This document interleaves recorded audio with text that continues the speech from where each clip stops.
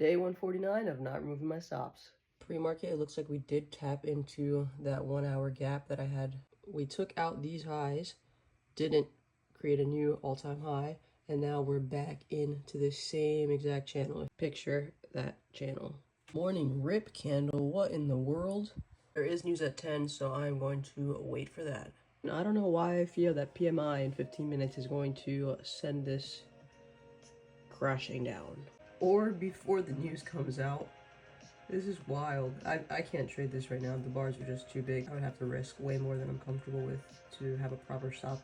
And then literally nothing happened with 10 o'clock news candle.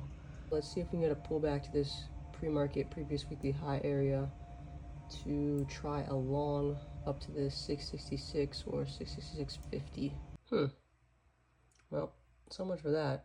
This quarter, I really want to work on not stressing too much if I see the trade exactly as I called it go without me if my entry wasn't there, because that's not what I back tested. Even though I have an idea that it might work, it's not what I back tested that I proved worked for 12 consecutive green months. However, once I get my feet back under me with this one specific setup, I can then look to add additional setups to my strategy, all revolving around the same break and retest overall strategy, but just additional setups for different market conditions. This bar right here, I was considering a long because it was a 2, 5, and 1 minute break and retest.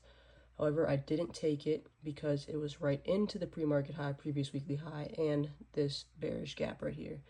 So something I also have to look at and kind of test in my back testing is, should I take this more often than not, even if there are like things that are potentially blocking it? Tap those equals. Let's see if now we come down here. If we take out this previous day high before sweeping this over here, that's pretty much my long trade idea. So I'll kind of cancel that out.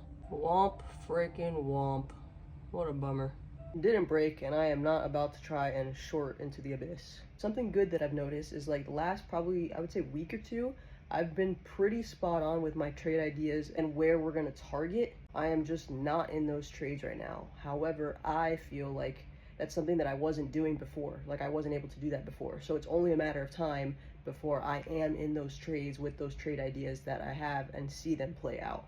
Even though it's hard to see, I do think like underneath the surface I'm getting a little bit better every single day. Maybe I'm just like one of those plants, you know, growing all the roots underground, and then once it hits, it just exponential growth.